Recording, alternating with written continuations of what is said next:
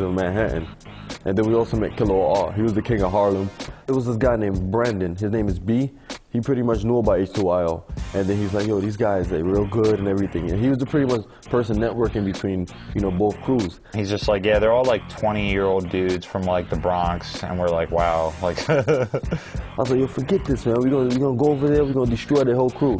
We're just like these high school kids playing Smash Brothers. And like, these are like fucking 20-year-old like inner city people just like bringing out like hardcore trash talk. If I ever told people at school or anything about like, oh, I go to tournaments, and they're like, oh, that's lame, I'm like, oh yeah? Well, let me show you this motherfucker Wes that goes to these tournaments. He's a fucking badass. We was talking smack to each other, you know, we actually meet, and the next thing you know, Azin,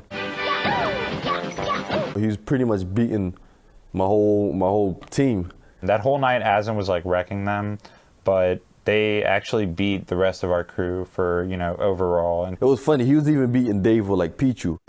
Because he would do like gimmicks, like just throwing you off the ledge and just gimping you.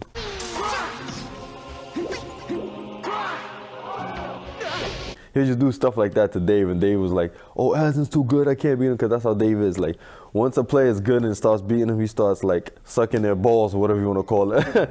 And the thing that Azin had over us at the time is because he knew about L canceling before us. So he was able to do moves like, you know, L cancel his moves to stop the delay on moves before us. With his smart play and technical mastery, Azin had emerged as the best player on the East Coast. But across the country, a battle was brewing for best in the Golden State. Tournament Go was one of the very first tournament series. It was really the first kind of national tournament series we ever had in our community.